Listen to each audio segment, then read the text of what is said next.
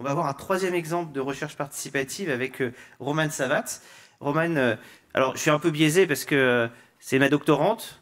Elle est neuropsychologue dans le centre de référence maladies rares, expression psychiatrique au GHU Paris Psychiatrie et Neurosciences à Sainte-Anne. Et donc forcément, j'ai un prisme pour l'orienter. Elle fait sa thèse avec Arnaud Kakia, donc elle est partagée entre notre équipe qui faisons beaucoup de génétique et puis Arnaud Kakia qui est au LabCID, qui est une équipe de psychologie. Donc il y a une double compétence. Et Romane va nous montrer une étude particulièrement intéressante autour de l'hémiplégie alternante, le fameux gène ATP1A3, qui est une pompe NAK qui fait varier le potentiel de membrane et qui donne des hémiplégies, des dystonies, de l'épilepsie.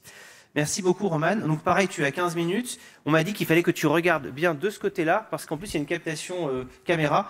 Et je vous remercie d'encourager Romane. C'est la première présentation. Donc merci à elle.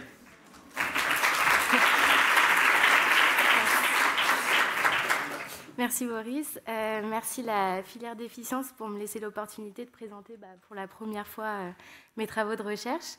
Donc aujourd'hui, je vais revenir sur une réflexion autour de la recherche participative, notamment en reprenant l'exemple d'une étude dans le cadre de ma thèse sur les troubles du comportement dans l'hémiplégie alternante.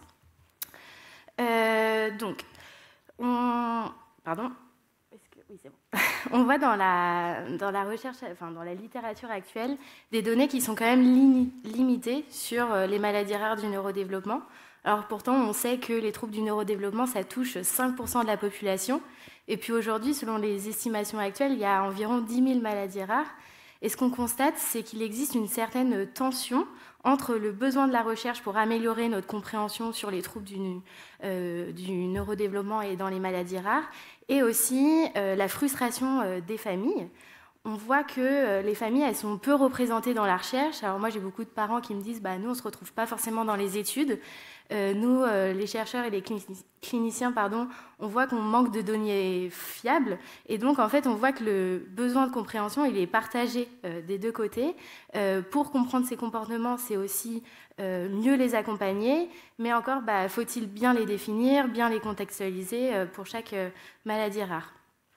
Donc l'idée, c'est que ce qu'on voit notamment, c'est qu'il y a des outils qui ne sont pas forcément très bien adaptés pour la recherche, dans la recherche actuelle. Et puis il y a aussi une expertise familiale qui est plutôt négligée. Ce qu'on voit dans les approches de recherche classique, c'est qu'on fait face à des protocoles qui sont assez rigides, qui sont standardisés. Ça laisse peu de place à la singularité des patients. On voit dans les recherches qu'on dit souvent qu'il y a beaucoup d'hétérogénéité dans les profils. Et en fait, on voit que ces comportements bien spécifiques, ils sont souvent invisibilisés. On utilise des échelles d'évaluation qui sont peu contextualisées. Donc souvent, les résultats, ils sont souvent déconnectés du vécu réel des familles, des patients, avec des faibles retombées cliniques. Et souvent, on applique des grilles qui sont standardisées sans tenir compte la parole des familles, qui sont pourtant les premières à observer, à anticiper et à adapter. Également, on recueille des données sans forcément application active des familles, ce qui peut parfois donner des interprétations un peu décalées. L'idée, c'est que cette expertise du vécu, elle reste trop peu mobilisée aujourd'hui dans la recherche.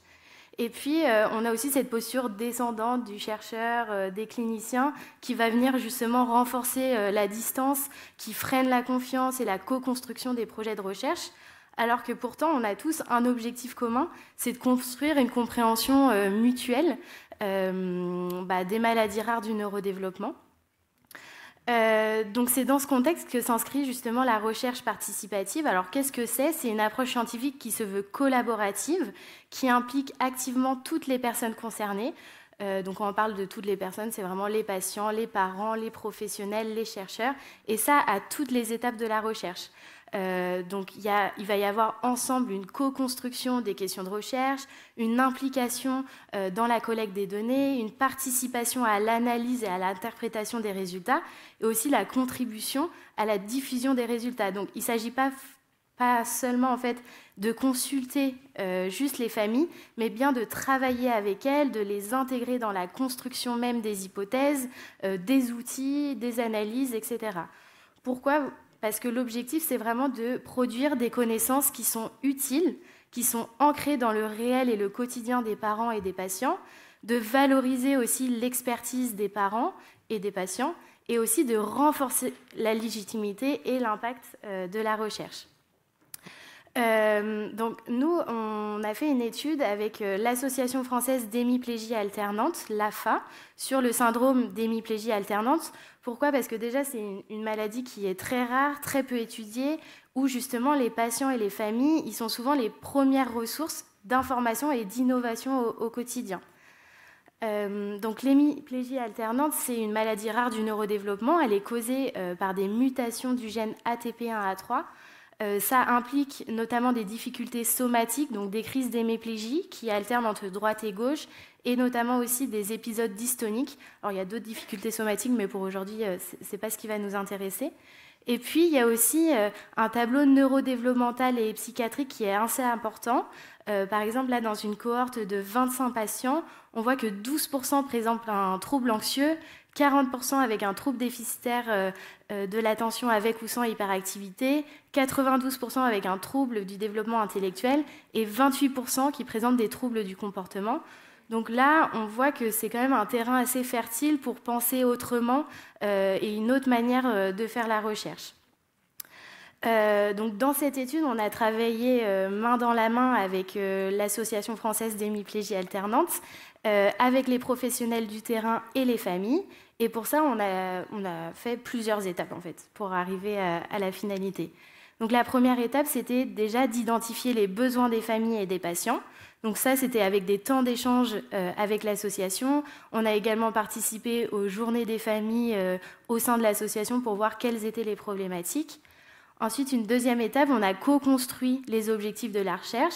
Et ça, c'est d'après les difficultés observées et vécues par les familles et par les patients, mais aussi c'est grâce à nos observations cliniques en consultation. Ensuite, donc, on a eu une aide de financement par l'association, notamment d'un poste de psychologue, pour justement mettre en place tout ce projet-là. Et puis, on a élaboré le protocole avec toutes les parties prenantes pour le choix des évaluations, pour qu'elles soient simples, pour qu'elles soient adaptées, et puis aussi le calendrier pensé avec les familles. Quel est le meilleur moment? Quand est-ce qu'on peut avoir le plus de personnes? Est-ce que c'est pendant les journées de famille ou pas? Ou est-ce qu'ils viennent au centre de référence? Donc voilà, tout ça, ça a été pensé ensemble, et ça a permis d'identifier justement les problématiques qui sont les plus saillantes pour nous et de formuler des questions qui vont être pertinentes et aussi pour produire toujours des données qui sont ancrées dans le réel. Donc pour ça, on a croisé des données cognitives avec le vécu familial dans une approche qui se veut intégrative. Donc l'idée, c'était plutôt que d'opposer objectivité scientifique et subjectivité du vécu, on cherche justement à faire dialoguer ces deux dimensions pour mieux comprendre la personne dans sa globalité. Et donc pour ça, on a examiné les profils cognitifs et psychopathologiques spécifiques des patients. Donc on a fait 2 consultations de recherche, une évaluation psychiatrique et une évaluation neuropsychologique. Donc pour l'évaluation neuropsychologique, pour les patients qui le pouvaient, on a fait une échelle de Wechsler non verbale pour réduire les exigences linguistiques. Et puis, on a complété avec les parents en consultation l'échelle de la Vineland pour évaluer les compétences adaptatives, l'autonomie fonctionnelle des patients au quotidien, dans le but de pouvoir répondre à la question pourquoi est-ce qu'il y a des troubles du comportement dans l'hémiplégie alternante, pourquoi ils sont si différents en fonction des patients. Donc l'idée, c'était de compléter l'échelle, mais il y avait quand même un entretien clinique ensemble où on pouvait discuter du vécu des patients, du vécu des familles au quotidien. Donc, il y a là, j'ai mis des résultats construits à plusieurs mains. Ce que vous allez voir, il y a 2 parties dans les résultats. Il y a la partie quantitative, où, dans un premier temps, on s'est posé la question de est-ce qu'il existe des liens entre les scores d'âge de développement et les troubles du comportement. On voit qu'il y a certaines corrélations qui existent, mais elles ne sont pas toutes significatives. Donc là, vous pouvez voir dans la headmap, justement, que les scores significatifs, c'est là où il y a les petites étoiles.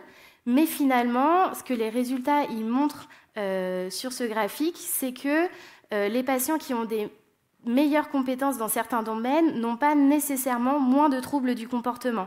Pourquoi ? Parce qu'en fait, on voit que les relations, elles sont complexes et elles sont aussi variables.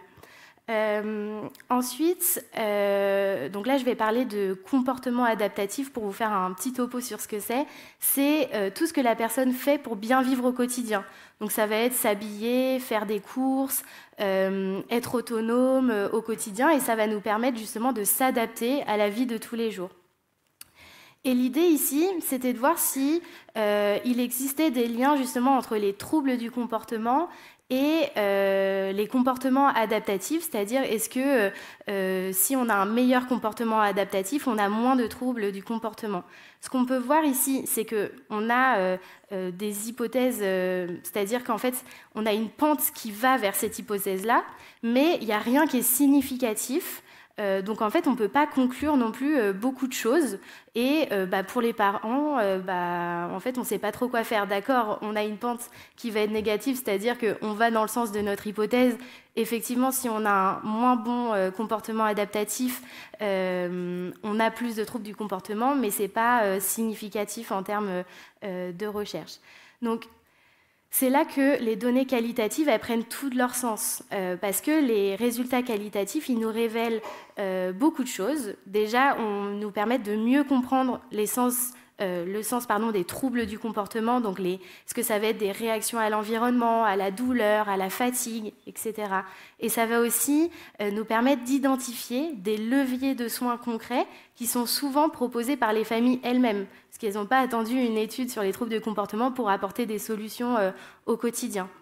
Et ça rend possible du coup une compréhension qui va être plus fine, plus nuancée des troubles du comportement, avec justement une co-construction des pistes d'aménagement qui vont être réalistes et adaptées, et puis une reconnaissance du savoir expérientiel comme complémentaire du savoir clinique. Donc en fait, grâce aux entretiens, on a identifié des thématiques qui vont être fortes, comme l'imprévisibilité des crises, les déclencheurs sensoriels. On va avoir une partie sur l'épuisement parental, les difficultés d'accès à des prises en charge adaptées. Donc tout ça ça vient renforcer en fait nos données. Cette démarche, elle implique forcément un changement de posture, que ce soit des deux côtés. Elle exige de l'humilité, elle exige du temps, de l'écoute. Effectivement, ça a des bénéfices tant pour les chercheurs que pour les parents et les patients.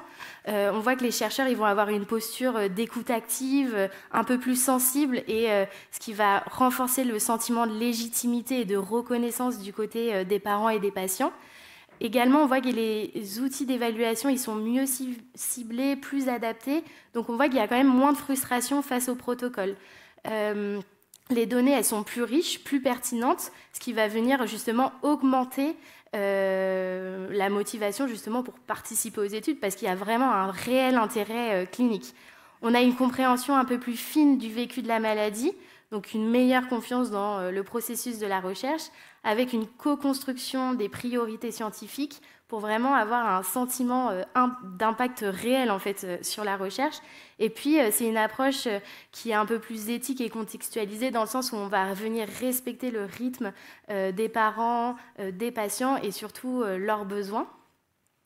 C'est une collaboration qui est super enrichissante, parce que déjà, elle est plus ancrée dans le réel, elle permet également d'être plus proche du terrain, et puis plus pertinente aussi pour les soins. Par contre, c'est une approche aussi qui est exigeante, dans le sens où on fait face à des défis qui sont concrets. Il y a généralement un temps long de mise en œuvre, parce que il y a beaucoup de personnes, donc forcément ça met plus de temps. Et puis aussi, à la fin de chaque évaluation, il y a un compte rendu qui est rédigé avec des préconisations de soins pour chaque famille. On a vu qu'il y avait une grande hétérogénéité dans les profils, donc ça prend du temps. J'en parlais justement, l'hétérogénéité des profils en fonction des besoins, des attentes, du niveau d'implication des familles, ça peut aussi poser défi. Et puis une charge émotionnelle tant pour les professionnels que les familles, parce que ils racontent aussi leur quotidien et c'est pas souvent facile. Mais c'est une approche qui est précieuse parce qu'elle donne un pouvoir d'agir aux personnes concernées, elle renforce la confiance, elle ouvre des voies à des prises en charge qui sont plus justes. On voit que la co-construction, elle améliore justement la qualité des données. On a des données quantitatives, mais également des données qualitatives qui sont très importantes.